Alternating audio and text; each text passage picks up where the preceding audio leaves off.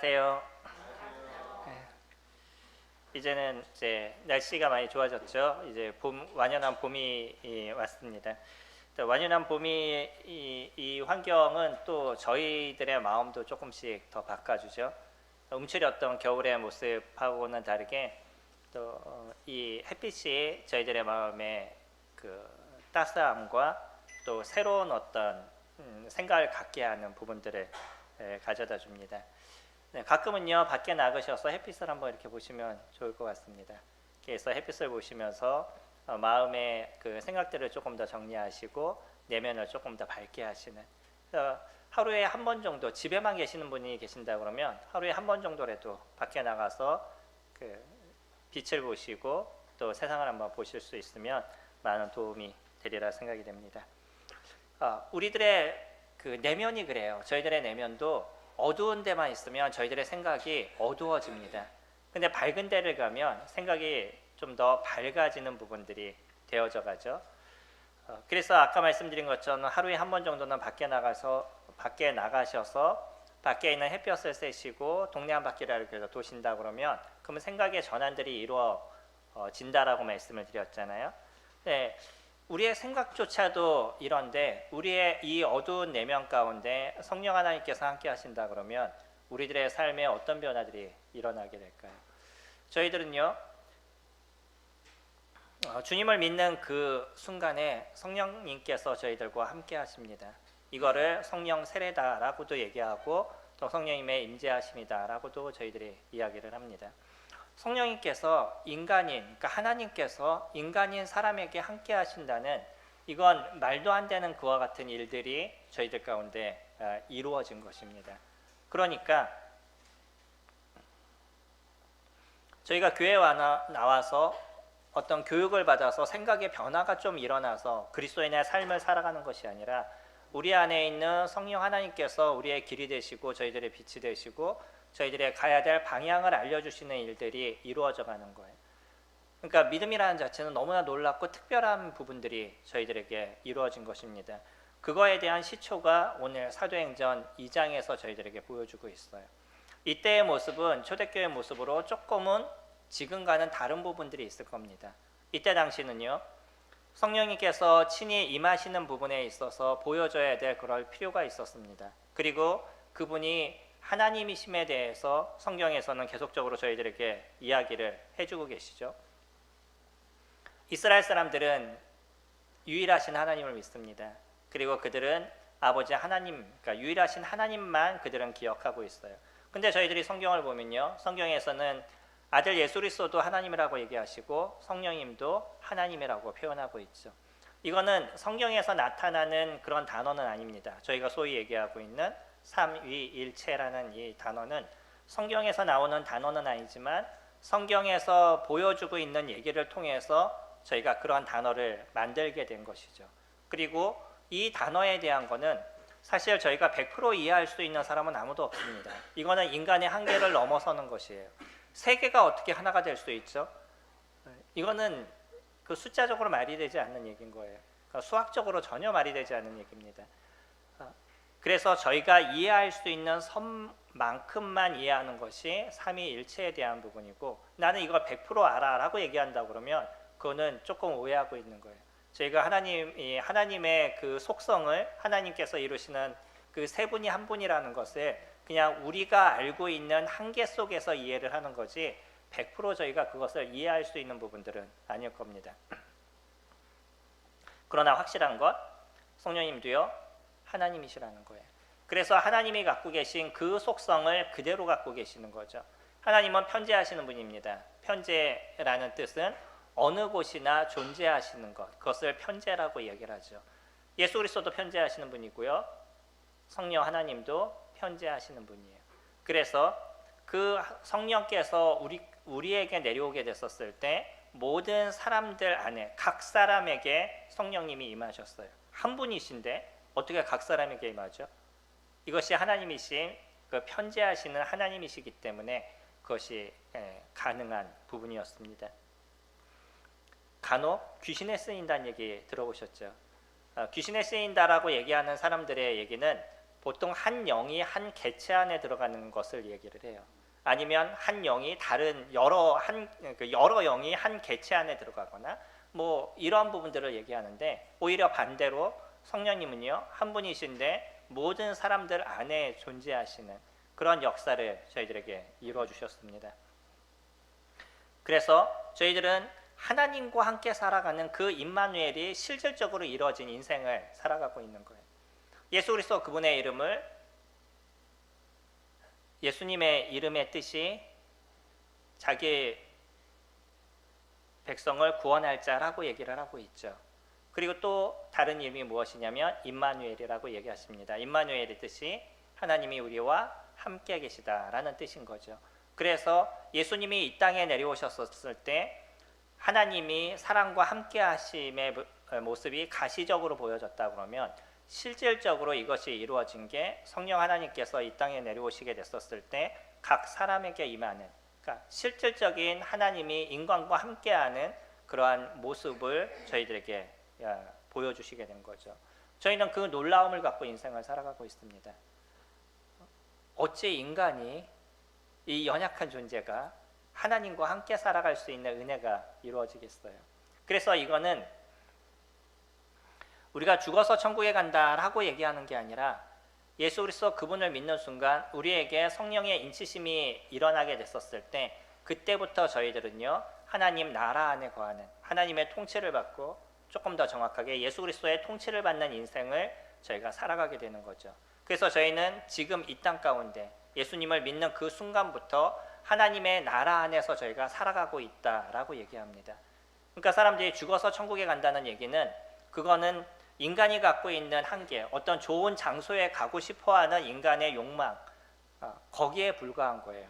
천국은요 하나님과 함께 살아가는 것입니다. 예수 그리스도 그분과 함께 살아가는 것이고, 성령님 그분과 함께 살아가는 것이에요. 그래서 저희 가운데 이루어진 아직 완전하게 가시적으로 보이는 그런 장소적인 천국은 이루어지지 않았지만, 예수 그리스도를 믿음을 통해서 하나님과 함께 살아가는 그 은혜의 역사가 저희들에게 일어난 거죠. 이것처럼 놀라운 축복이 어디 있으시겠어요? 성도님들이 이것과 바꿀 만한 것이 무엇이 있으십니까?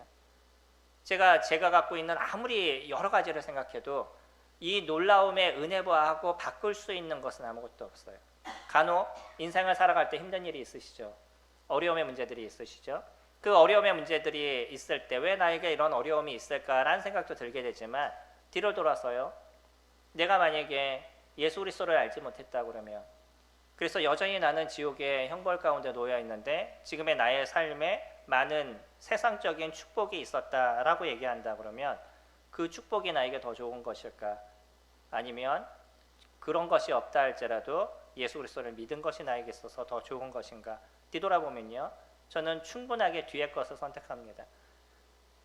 나에게 다른 것이 없다 할지라도 예수 그리스도를 믿은 그 믿음 하나가 나에게 있어서 얼마나 큰 은혜이고 축복인 것을 기억하기 때문에, 삶에서 일어나고 있는 조금의 어려움들, 아픔들, 이런 것이 나의 인생의 모든 것을 힘들게 만들거나 어렵게 만들지 않는다는 거예요. 그러니까 다시 어떤 힘이 생기냐면, 오늘 하루도 살아갈 수 있는 힘이 있습니다. 왜죠? 하나님이 나와 함께 하시기 때문에. 조금의 삶의 어려움 속에서도 여전히 하나님은 그 가운데 계시고 나를 이끄시는 일들을 이뤄 가시기 때문에, 저희들은 그 성령님과 살아가는 인생의 쉼과 안식이 무엇인지를 알아가는 그런 시간들을 이뤄가고 있는 거죠. 첫 번째, 오늘 우리가 사도행전 2장 1절부터 13절까지의 내용 속에서는 지금의 모습에서는 나타나지 않는 어떤 가시적인 것을 이야기하십니다. 저희 같이 1절부터 13절까지 한 절씩 교독하도록 하겠습니다. 오순절 날이 이미 이름에 그들이 다 같이 한 곳에 모였더니,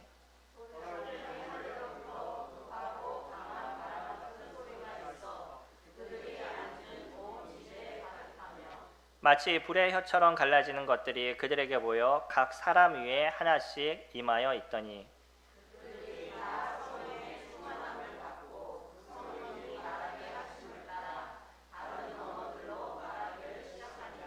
그때 경건한 유대인들이 천하 각국으로부터 와서 예루살렘에 머물러 있더니,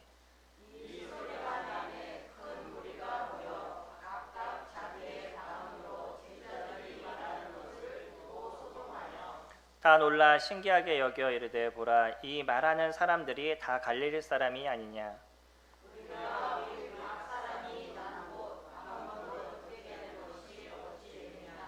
우리는 바데인과 메데인과 엘람인과 또 메소포타미아, 유대와 갑바도기와 본도와 아시아,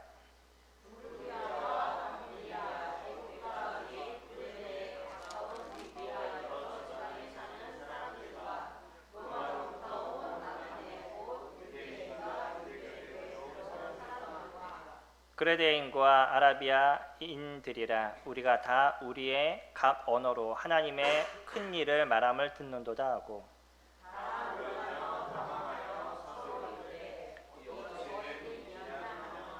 또 어떤 이들은 조롱하여 이르되 그들이 세술에 취하였다 하더라.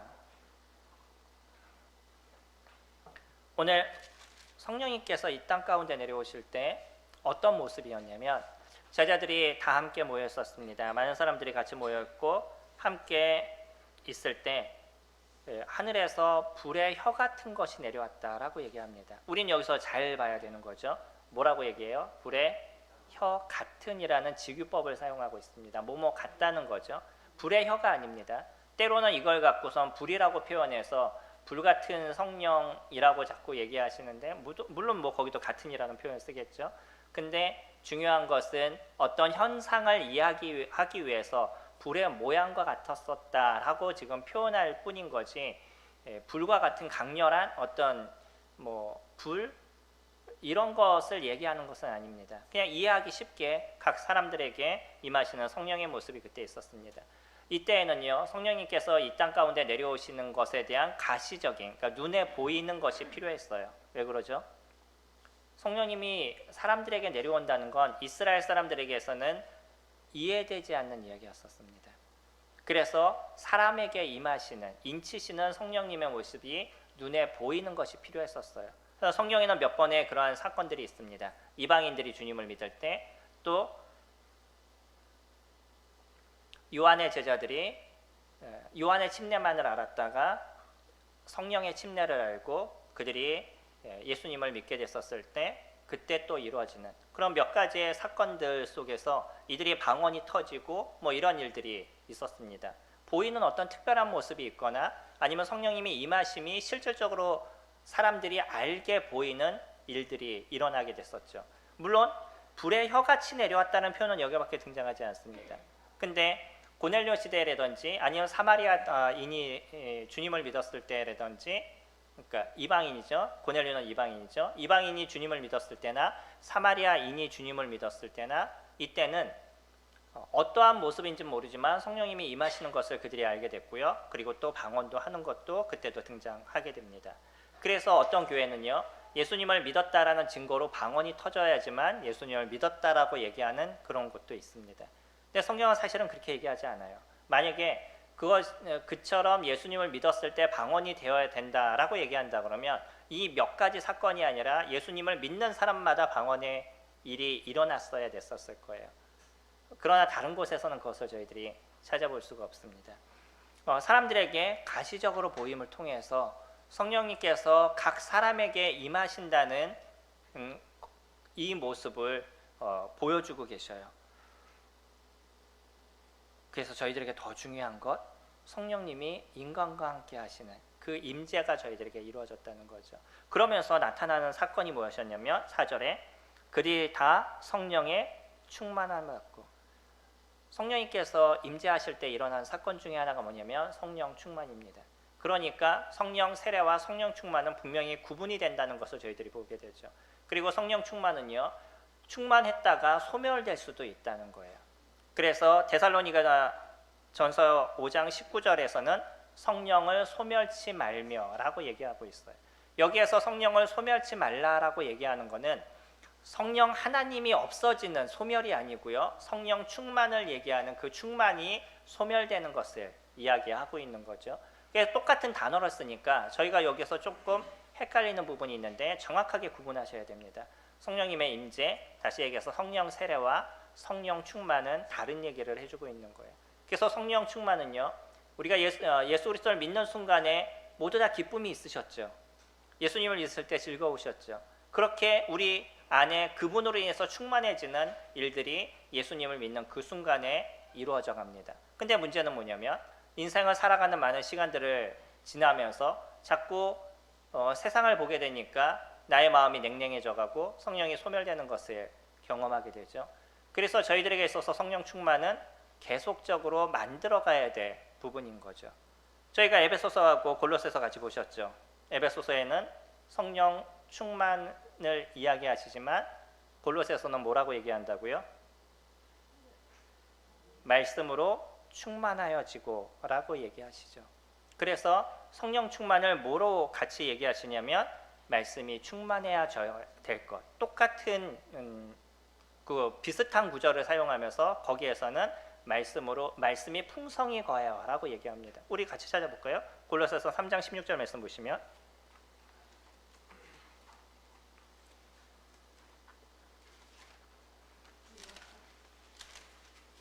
골로새서 3장 16절에는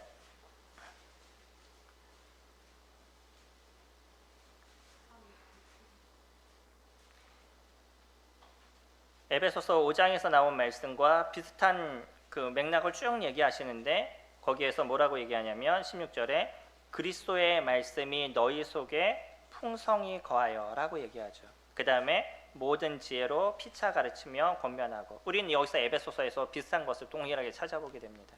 그러니까 성령 충만은 무엇을 얘기하고 있냐면 말씀이 우리 안에서 충만하게 이루어지는 것을 이야기하고 있어요. 이거는 감정적인 것이 아닙니다. 성도님들이 가끔 헷갈리시는 게 뭐냐면 내 마음에 풍성함에 어떤 생각이 일어나고 주님만을 기억나고 뭐 이런 것을 자꾸 성령 충만이라고 생각해요. 이건 감정적인 겁니다. 물론 그것이 성령 충만일 수도 있어요. 그러나 그것만 갖고 충만이라고 얘기하지 않습니다.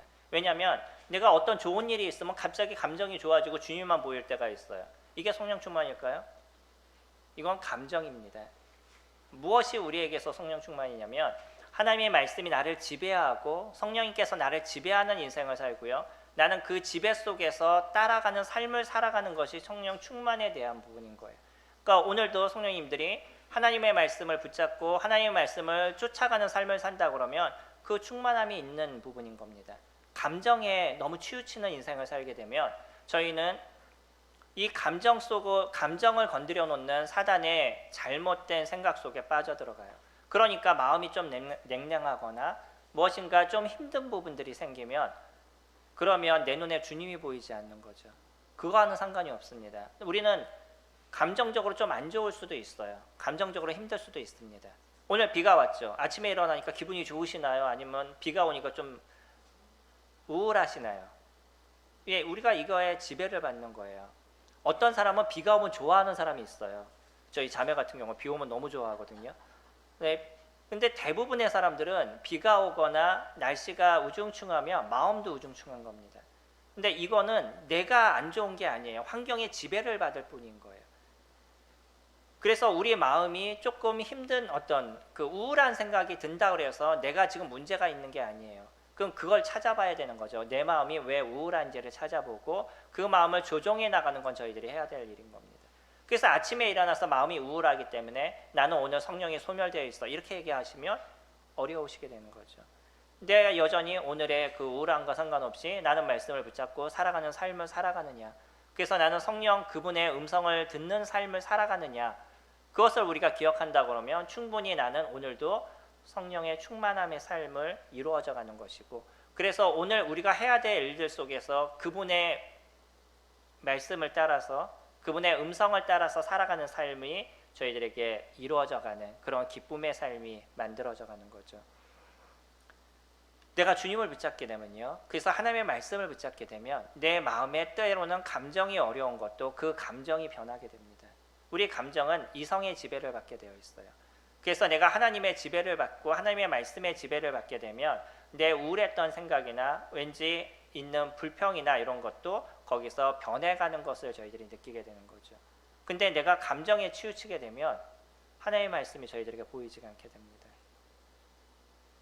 성령의 충만, 우리는 충분히 성령의 충만함을 매일마다 누릴 수 있는 조건이 이루어져 있어요. 무엇 때문에요? 성령님의 임재하심이 저희들에게 있기 때문입니다.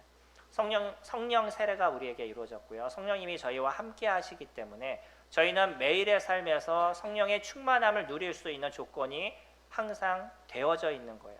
근데 그것을 붙잡는 건 저희가 해야 될 일인 거죠.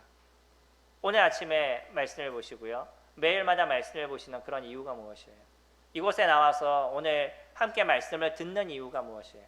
하나님의 말씀이 나의 가슴을 채우고 나의 머리를 채우고 나의 생각을 채우게 하기 위해서 오늘도 성도님들이 이 자리를 함께 하시고 주님의 말씀 앞에 앉아 있는 거잖아요. 데살로니가 사람들, 그 사람들은 말씀이 그런가 하여 살피고요. 하나님의 말씀이 그런가 해서 살피고, 또 베레아 사람들은 데살로니가 사람들보다 더 신사적이었다라고 얘기하죠. 그들은 말씀을 보면서 그런가 하고, 데살로니가 사람들은 말씀을 받을 때 하나님의 말씀으로 받았다 그랬죠. 그게 인간의 얘기나 아니면 글로 보는 것이 아니라 우리가 말씀을 읽을 때 하나님께서 나에게 무엇을 얘기하시는지 그것을 저희들이 보고요. 그러면 내가 오늘 그 말씀 안에서 어떻게 살아가야 될지에 대해서 선택을 하고 그 선택의 삶을 살아가는 것, 이것이 우리에게 이루어지는 성령 충만의 모습이 되어져 가는 거죠. 언제나 감정을 조심하시기 바랍니다. 내 감정의 우울함이나 때로는 불편함이 있을 때 그것이 꼭 내가 성령이 소멸되어 있는 그런 상태라고 생각하지 마시고요. 그 감정을 잘 정리하시면 여전히 오늘 우리는 성령께서 이루시는, 성령 하나님께서 이끌어 가시는 삶이 우리에게 만들어져 갑니다. 말씀은요, 이 하나님의 말씀이 성도님들이 하나님의 말씀을 붙잡는 이유가 무엇이에요? 그냥 말씀을 보시면 오늘 하루 좋을 것 같아서 말씀을 보시나요? 제가 예전에 그런 적이 있습니다. 아침에 말씀을 읽으면 하루가 잘 될 것 같고요. 아침에 말씀을 읽지 않으면 하루가 안 될 것 같아서 그래서 말씀을 보았던 그 어릴 때의 시점이 있었습니다. 근데 말씀을 읽어도 생길 문제는 언제든지 생기더라고요.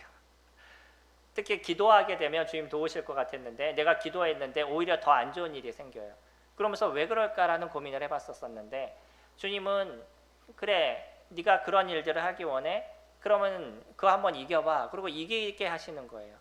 그냥 어려움을 이렇게 없애주시는 게 아니라 그것을 이기고 거기서 넘어갈 수 있도록 도와주시는 거죠.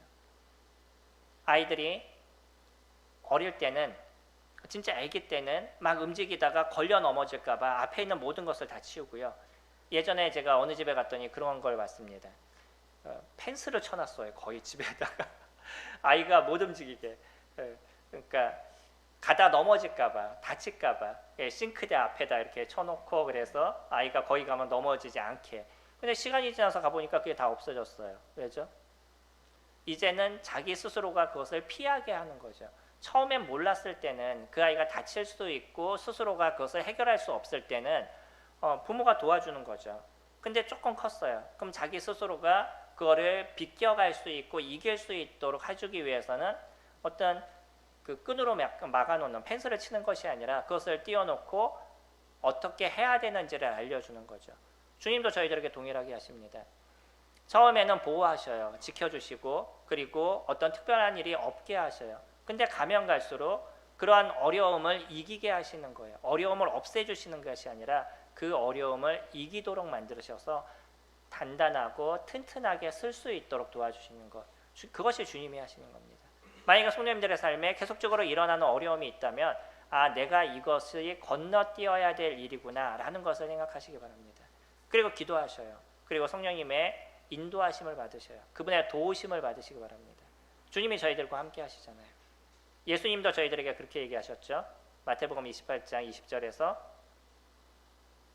저희가 외웠던 것, 내가 너희와 항상 함께 하리라 라고 얘기하시잖아요. 주님이 저희들과 항상 함께 하십니다. 그분의 도우심이 있는 거예요.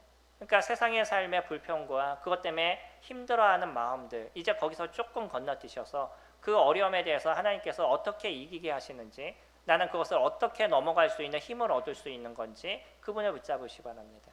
이것이 우리가 이루어지는 성령께서 저희들에게 주시는 축복에 대한 부분인 거예요. 매일의 삶에 저희는 그런 축복을 누릴 수 있는 조건이 이루어져 있는 거죠. 근데 그거를 보지 않으면 계속 힘든 거예요. 마음의 어려움이 되고 불평이 되고 환경에 대한 불만이 생기고 주님을 보시기 바랍니다. 내 안에 계신 성령님을 의지하시기 바랍니다. 그랬었을 때 이 성령의 임재하심이 우리의 매일의 삶에 어떠한 은혜를 베푸시는지를 계속적으로 경험하게 되시는 거죠. 성령님은요, 저희들에게 그래서 충만함을 주십니다. 말씀으로 충만함을 주시고요, 그 말씀 안에 살아가게 하시죠. 두 번째, 4절에 보시면 그 이후에 성령이 말하게 하심을 따라 다른 언어들로 말하기를 시작하니라. 그러면서 이 단어가 8절에 보시면 우리 각 사람이 난 곳 방언으로 듣게 합니다. 여기서 얘기하는 방언이 어떤 얘기라고요? 4절에서 다른 언어들로 말하기를 시작했다라는 것을 방언이라고 얘기하고 있습니다. 방언은요, 우리가 조금 헷갈리는 건 뭐냐면 고린도전서 14장에서 얘기하는 하나님께 말하는 것이고 라고 얘기하는 것 때문에 방언에 대한 오해들이 너무나 많이 생겨나가고 있습니다.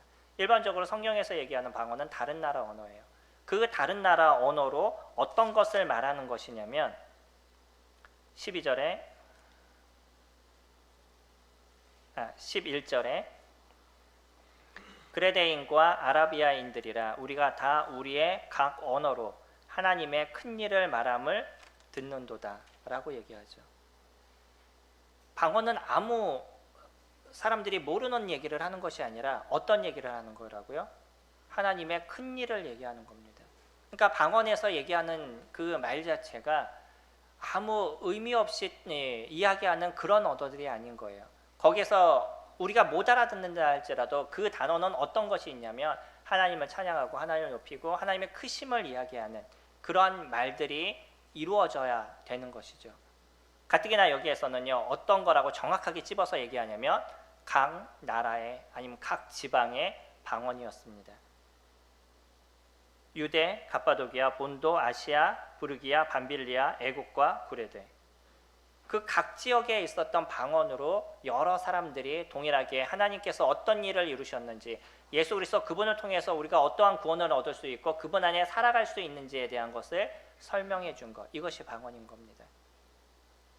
당시에는요, 이런 방언을 통해서 하나님께서 이루신 역사가 어떤 것인지를 보여줬어요. 우리 방언에 대한 것은 고린도서 14장에서는 은사라고 얘기를 하고 있죠. 방언은 은사입니다.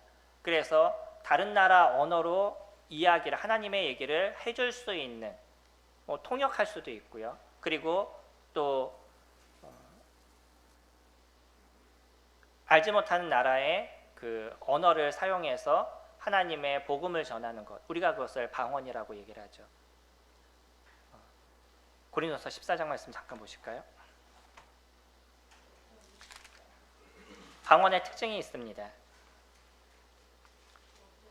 14장 22절에 보시면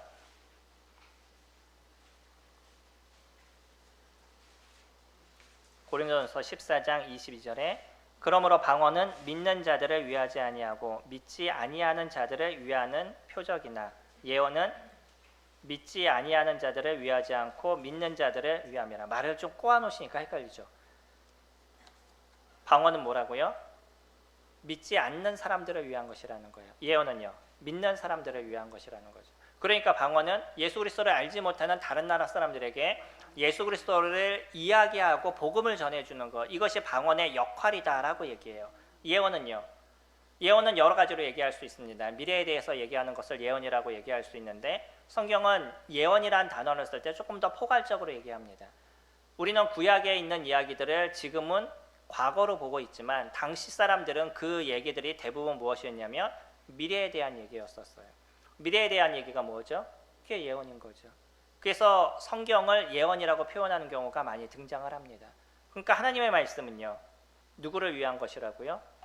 믿는 사람들을 위한 것이다 라고 얘기해요. 우리는 말씀을 전할 때 조금 나눠서 전하죠. 저희 교회는요, 복음 말씀과 성도 말씀 이렇게 나눠서 전하잖아요.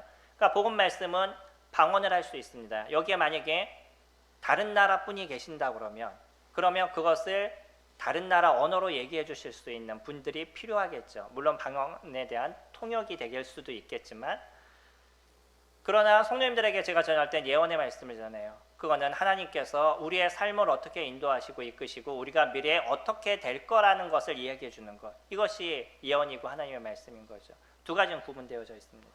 그렇다 그러면 믿는 우리가 소위 얘기하는 많은 사람들, 많은 교계에서 얘기하고 있는 다른 분들이 얘기하고 있는 방언, 아무도 알아듣지 못하고 얘기하는 뜻도 없고 음도 없는 그런 얘기들은 우리에게 있어서 그렇게 중요하지 않다는 거예요.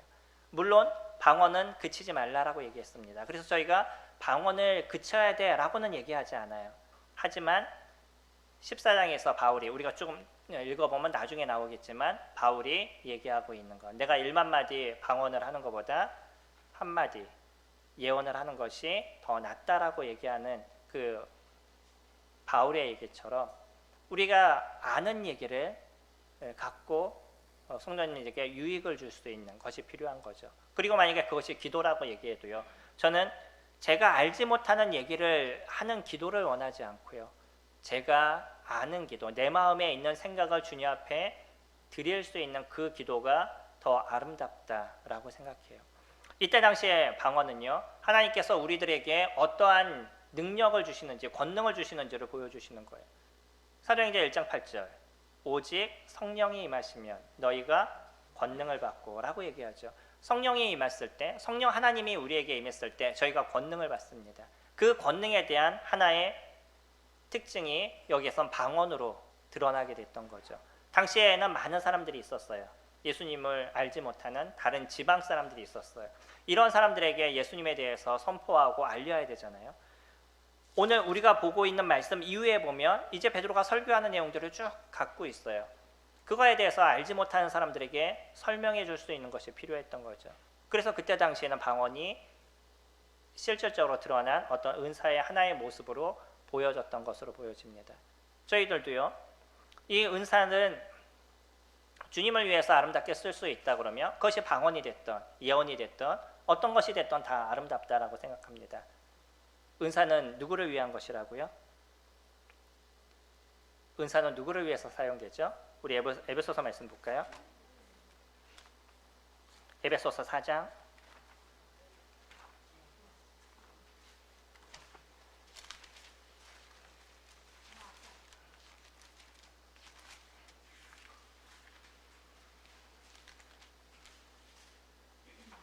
11절부터 보시면요, 그가 어떤 사람은 사도로, 어떤 사람은 선지자로, 어떤 사람은 복음 전하는 자로, 어떤 사람은 목사와 교사로 삼으셨으니 이는 성도를 온전하게 하여 봉사의 일을 하게 하며 그리스도의 몸을 세우려 함이라. 은사는요, 나를 위한 것이 아니에요. 누구를 위한 거예요? 성도를 온전케 하게 하고요, 그 사람이 봉사의 일을 하도록 돕는 거예요. 그래서 무엇이 세워지는 것이냐면 그리스도의 몸이 세워지는 것이고요. 13절, 우리가 다 하나님의 아들을 믿는 것과 아는 일에 하나가 되어 온전한 사람을 이루어 그리스도의 장성한 분량이 충만한 데까지 이르는 것. 은사는 그러기 위해서 저희들에게 주신 겁니다. 나를 위한 것이 아니에요. 근데 방언은요, 사람들이 내가 방언을 해, 내가 이런 특별함을 갖고 있어 라고 자꾸 자기중심적인 것을 보여주고 있어요. 은사는 결코 그렇게 쓰이지 않습니다. 다른 사람에게 도움을 주는 것으로 쓰이는 게 은사에 대한 부분이에요. 우리 각 성도님들에게는 하나님께서 내려주신 그런 권능이 있습니다. 은사가 있어요. 이 은사는 원석과 같아요. 그냥 있는 똑같은 그 돌멩이가 같은데 이걸 가공하고 부수고 그래서 그 원석을 만드는 거예요. 그래서 거기에서 아름다운 보석을 만드는 거예요. 성도님들이 그 일을 해나가시는 겁니다.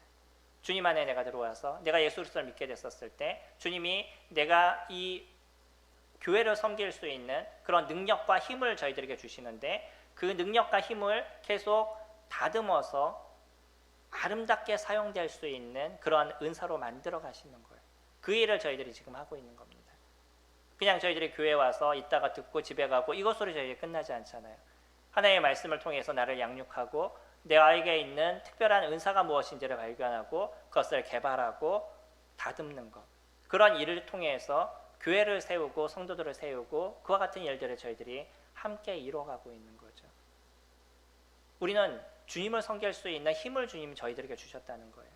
나는 힘이 없어서요. 주님을 섬길 수 없어요. 나에겐 그러한 힘이 지금 있지 않아요. 라고 얘기하는 것은 하나님께서 우리에게 어떤 능력을 주시겠다는 걸 내가 인지하지 않겠다는 거예요. 주님은 저희들에게 권능을 주셨다 그러잖아요. 충분히 그것을 할 수 있는 힘을 저희들에게 주셨다라고 얘기하고 있습니다. 그건 저희들은 그것을 만들어 가야 돼요. 여전히 기도하시고 주님께서 그것을 보이게 하시고 내가 이것을 잘 만들어서 주님 앞에 아름답게 쓰기를 위해서 간구하시고 기도하시는 그런 시간들이 필요하신 거죠. 그랬었을 때 우리 성도님들이 각자가 갖고 있는 지금의 모습에서 더 아름다워지고 더 온전해지는 그런 모습들이 이루어져 가게 될 거예요. 그래서 여기 계신 모든 성도님들이 자기가 갖고 있는 은사를 100% 다 사용한다 그러면 지금 있는 부분만을 통해서도 엄청난 역사가 일어나게 될 겁니다. 누가 도우신다고요? 성령님께서. 저희 안에 임재하신 그 성령님께서 도우시겠다라고 얘기했어요. 근데 사람들이요, 이 은사를 자기중심적으로 써요. 자기를 위해서 써요. 나는 말씀을 잘 전하고, 나는 뭐 봉사를 잘하고, 나는 뭐 남을 가르치기를 잘하고, 이러다 보니까 현재 교회가 이상해져 가고 있는 거예요. 지난주에 주보에 적힌 거 보셨죠? 현재 기독교에 대해서 설문을 했는데 그 설문한 내용을 보니까 일반 사람들 중에 75.4%가 교회를 신뢰하지 않는다라고 얘기한다는 거예요. 너무 창피한 거 아닌가요? 교회가 신뢰를 못 받아요. 그 몇 프로요?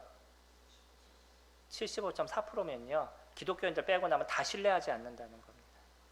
오히려 기독교인들도 신뢰하지 않아요. 진짜 문제가 있는 겁니다. 왜냐하면 교회가 자기중심적으로 변했어요. 그리고 교회만 커져가면 잘 되고 있는 것처럼, 사람들이 몰려만 가면 잘 되고 있는 것처럼 자꾸 착각해요. 저희 교회도 옛날에 피해를 보지 않았나요?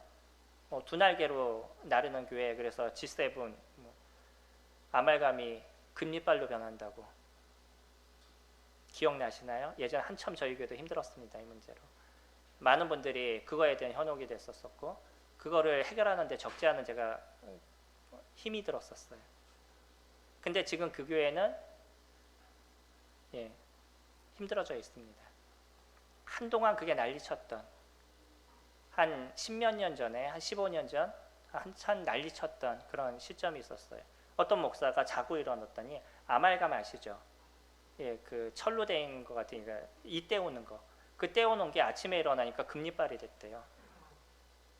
근데 거기에서 저희가 아는 분이 현혹이 돼서 자기도 그렇다라고 실질적으로 얘기를 해서 그 교회가 저희하고 교제권이 끊어졌죠. 왜? 그게 금리빨이 되든 은리빨이 되든 뭐가 그렇게 중요해요? 사실은요. 뭐 됐어도 좋아요. 그게 되면 뭐 할 거예요? 그러지 않나요? 그냥 돈이 좀 비싸고 지금 되면 꽤 비쌌겠네요. 그때에 비해서. 그 금리빨 되면 뭐 하겠어요? 그렇게 되면 그것을 인해서 성도들이 좋아져요? 그걸로 해서 내가 영적으로 좋아지나요? 왜 사람들은 자꾸 자기중심적인 것을 갖고 그냥 어떻게 교회를 키우기 위해서 자기 양심을 속이는, 뭔가 자꾸 그 특별한 역사를 원하는, 오순절의 시작을 하시나요? 오순절주의라고 얘기하는 그 신비주의가 1906년에 로스앤젤레스에서 생겼습니다. 거기에서 그 아주사 집회라는 데서 생겼었는데, 그 집회 가운데 어떤 여자분이 막 기절하면서 방언이 터졌어요. 그리고 나서 이제 오순절주의가 시작이 됐는데, 그들의 특징이 뭐냐면 방언, 병고침, 기적, 이적, 이런 것이 특징이에요. 그래서 저희 한국에서도 어디에서 기적이 일어났다 그러면 사람들은 막 거기 쫓아다니고, 병을 고쳤다 그러면 막 쫓아다니고, 이러다 보니까 만민중앙교회 같은 경우에 10만 명인가요? 10만 명이 모이는데 결국은 그분 감옥에 갔잖아요. 왜 이런 것에 저희가 현혹되냐는 거예요. 성령께서 저희들 안에 계시고, 성령 하나님이 저희들을 인도하시고, 말씀이 저희들을 지키시는 이 놀라움의 은혜를 저희들이 받고 있는데, 왜 자꾸 자기중심적이고 내가 좀 좋을 것, 내가 좀 편할 것, 이러다 보니까 문제가 생기는 거예요. 은사는요, 방언은요, 누구를 위해서 쓰는 거라고요? 교회를 위해서 쓰는 겁니다. 다른 사람을 위해서 쓰는 거예요. 그래서 교회가 온전해지고 그리스도의 몸이 온전해져 가는 것, 이것을 위해서 저희들은 이 은사를 사용하게 됩니다. 성령님들에게 놀라운 은사가 있습니다. 그 은사를 잘 개발하시기 바랍니다. 그리고 주님을 위해서 아름답게 쓰시기 바랍니다. 그것이 풍성하게 일어나서 내가 매일 이 은사를 사용함을 통해서 하나님께서 내 내면에 이루어지는 충만함이 가득하실 수 있는 그런 시간들이 되시기를 원합니다. 주님도요, 이 땅에 계실 때 뭐라고 얘기하셨냐면 내가 너희들을 고아와 같이 내버려 두지 않겠다라고 얘기하셨어요. 요한복음 14장 18절 말씀이죠. 그러면서 주님은 주님의 나라로 가실 것인데 내가 다시 오시겠다라고 얘기하셨습니다. 물론 주님이 이 땅에 다시 오실 겁니다. 지상재림을 하실 텐데 그 이전에 누구를 저희들에게 보내주셨어요? 성령님을 보내주셨습니다. 그리고 그 성령님이 저희들을 지키시고 저희들과 함께 하시는 그런 일들을 저희들에게 만들어 주셔요. 하지만 주님도 뭐라고 얘기하셨냐면 내가 이 땅에 있을 때는 내가 하고 싶은 내 말을 하는 게 아니야. 누구 얘기를 하는 거냐면 하나님의 말씀을 하는 거야. 그래서 아버지께서 나에게 일러주시지 않은 거는 내가 얘기하지 않아 라고 얘기했었어요. 예수 그리스도도 인간의 모습으로 이 땅에 계실 때는 아버지 하나님의 말씀을 따라서 하셨습니다. 성령님도요. 본인의 생각대로 우리들을 이끄시나요? 무엇을 통해서 이끄셔요? 하나님의 말씀을 기억나게 하시고 그 말씀을 통해서 저희가 살아갈 수 있도록 인도하시는 것, 이것이 성령이십니다. 성령이 너에게 임하시면 보혜사가 너에게 오면 내가 너희에게 얘기한 모든 것을 기억나게 하실 거라고 얘기하셨어요. 그거는 우리가 살아갈 때 아무 생각이나 막 탁탁 떠올라서 이게 성령님의 뜻이야 라고 얘기하는 게 아니고요. 그 생각나는 거의 중심이 무엇이라고요? 하나님의 말씀인 겁니다. 하나님의 말씀을 기억나게 하신다는 거예요. 예수님께서 얘기하셨던 말씀이 제자들에게 기억이 나서 그 제자들의 그 말씀을 따라서 살아가게 하신다는 거예요. 성령님은 그런 역할을 하십니다. 자기 자의대로 일하지 않으셔요. 누구 안에서 일하시냐면 하나님의 안에서 일하시고요. 이미 저희들에게 무엇을 주셨냐면 성경을 주셨습니다. 그 성경을 통해서 우리가 말씀을 읽고 말씀을 이해하고 생각하게 됐었을 때 그 말씀을 기억나게 하고 그래서 그 길을 가도록 이끌어 가시는 것, 이것이 성령님이 저희들을 인도하시는 모습이신 거죠. 그 말씀을 따라 사시기 바랍니다. 그 속에서 누려지는 충분한 은혜를 매일의 삶에서 누리셨으면 좋겠습니다. 우리는 하나님이 주신 축복인 거예요. 그 축복을 누리는 자인 겁니다. 시편 말씀 마지막으로 보실까요? 시간은 조금 지났지만 시편 1편 말씀 보시면 시편 1편은 시편을 여는 문과 같은 거죠. 복 있는 사람은 악인들의 꾀를 따르지 아니하며 죄인들의 길에 서지 아니하며 오만한 자들의 자리에 앉지 아니하고 오직 여호와의 율법을 즐거워하여 그의 율법을 주야로 묵상하는 자다. 누구요? 여호와의 율법을 즐거워하여 그의 율법을 주야로 묵상하는 것. 이게 누구라고요? 복 있는 사람입니다. 성령님들이 복 있는 사람인 거예요. 그러시죠? 저희들이 복 있는 사람입니다. 하나님의 말씀이 저희들을 지배하고요. 성령님께서 그것을 기억나게 하시고 저희들을 이끄시고 인도하시는 이 놀라움의 은혜를 저희가 매일의 삶에서 누리고 있습니다. 이제 여기서 조금 더 풍성히 누리시는 그런 성도님들이 되시기를 소망합니다.